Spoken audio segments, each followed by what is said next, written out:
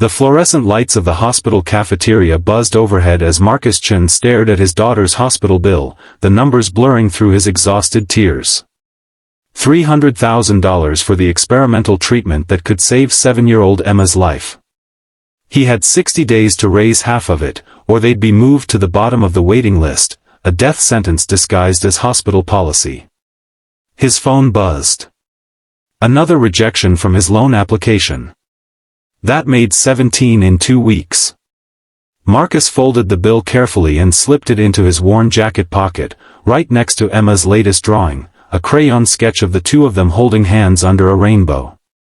She'd titled it, "When I Get Better." The innocence of those 4 words shattered something inside him every time he looked at it. "Mr. Chen?" A nurse approached, her expression sympathetic. "Visiting hours are ending soon." He nodded, making his way back to Emma's room. She was awake, her small frame nearly swallowed by the hospital bed, but her smile was radiant when she saw him. "Daddy! Did you bring the book?" Marcus pulled out a battered copy of The Little Prince from his bag. Chapter 7 Tonight, Princess. As he read, Emma's fingers traced the 4-line attached to her arm absently, a gesture that had become as natural to her as breathing. When had his little girl become so familiar with medical equipment? When had hospitals become more home than their actual apartment? After Emma fell asleep, Marcus kissed her forehead and whispered the same promise he made every night, "I'm going to fix this, baby. I promise." The night air hit him like a slap as he exited the hospital. It was nearly midnight, and he had to be at his day job at the warehouse in 6 hours. But 6 hours of sleep was a luxury he couldn't afford anymore. He pulled out a crumpled flyer he'd picked up from a community board earlier that week. Night custodian needed. Apex Industries headquarters. Midnight to 6 a.m. $18 per hour. Must be discreet and trustworthy. Everyone he'd mentioned the job to had warned him away from it. The Apex building had a reputation.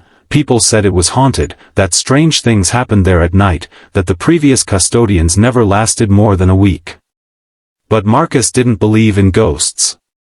He believed in hospital bills and experimental treatments and keeping promises to dying children. He called the number. A gruff voice answered on the first ring. "You calling about the custodian position?" "Yes, sir. I can start tonight if needed."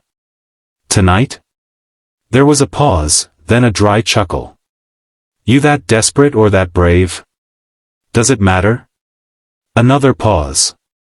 "Buildings at 1750 Commerce Street. Use the service entrance.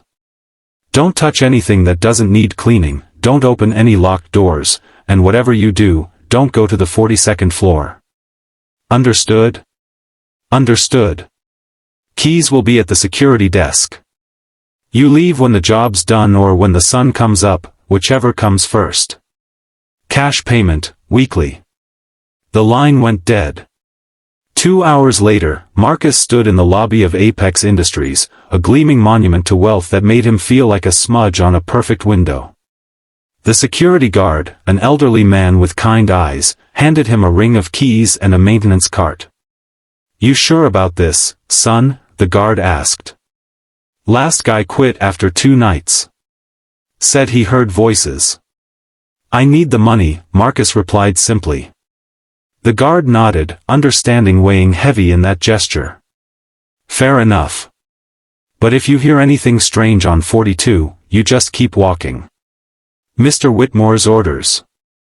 Marcus began on the ground floor, falling into the rhythm of work, vacuum, dust, empty trash cans, clean windows. The building was eerily quiet, but he welcomed the silence. It gave him space to think, to plan. With both jobs, he could save maybe $3,000 a month. In 60 days, that was barely $18,000. Not even close to the $150,000 deposit the hospital needed.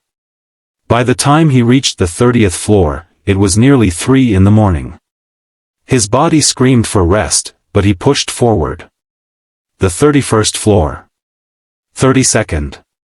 The elevator dinged at each stop, the sound echoing through empty corridors lined with offices where people made more in a day than he made in a year. At the 41st floor, Marcus hesitated. The security guard's warning echoed in his mind, but he'd noticed something odd. The 42nd floor button was the only one that required a key. What was up there that needed such security? More importantly, if he was responsible for cleaning the building, wasn't he supposed to clean every floor? His hand hovered over the key. Emma's face flashed in his mind, followed by the bill in his pocket. He couldn't afford to lose this job by being curious. But then he heard it. A sound from above. Not voices, but something else. Music? No, not quite. It was more like crying. Marcus's finger pressed the button before he could talk himself out of it. The elevator rose one more floor, and the doors opened to reveal something entirely unexpected. Instead of another corridor of offices, there was a single massive space, a penthouse that occupied the entire floor. And it wasn't empty. At first, Marcus thought he'd stumbled onto some kind of crime scene.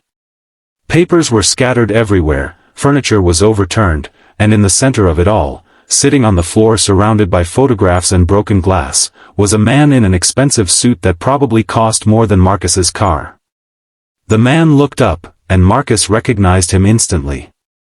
Julian Whitmore. The billionaire CEO whose face graced magazines and news channels. The genius entrepreneur who'd built Apex Industries from nothing into a tech empire worth billions. And right now, he looked completely shattered. "Who are you?" Whitmore's voice was hoarse, as if he'd been screaming. "The new custodian, sir. I'm sorry, I heard a noise and I thought." "You thought what? That you'd find something to steal? Some corporate secret to sell?" The bitterness in his voice was sharp enough to cut. "No, sir. I thought someone might be hurt." Whitmore laughed, but there was no humor in it. "Hurt. That's one word for it." He gestured at the photographs scattered around him. "Do you know what today is?" Marcus shook his head. "It's the anniversary of the day I lost everything that actually mattered."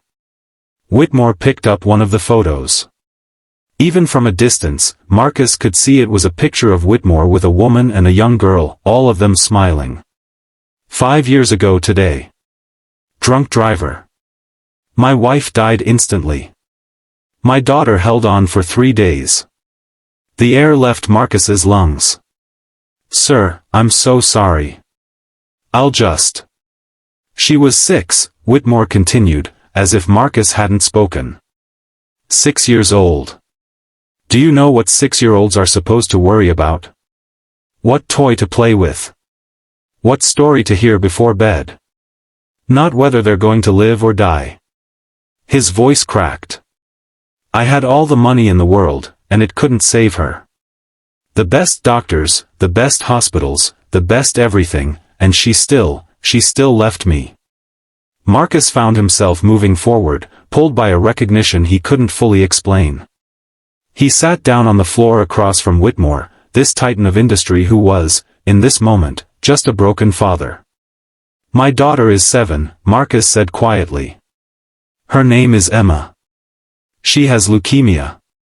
The treatment she needs costs $300,000, and I don't have it. I've been working 2 jobs, trying to scrape together enough to keep her on the transplant list. That's why I took this job. That's why I'm here at 3 in the morning instead of sleeping." Whitmore looked up, really seeing Marcus for the first time. "Is she in treatment now?" "St. Catherine's Hospital. She's been there for 3 months. The experimental therapy is our last shot, but if I can't raise half the cost in 60 days, they'll remove her from the program." For a long moment, neither man spoke. Then Whitmore set down the photograph carefully and stood, brushing off his expensive suit. When he looked at Marcus again, something had shifted in his expression. "What's your name?" "Marcus Chen." "Marcus Chen," Whitmore repeated, as if testing the weight of it. "Why didn't you ask me for help?" Why didn't you tell anyone?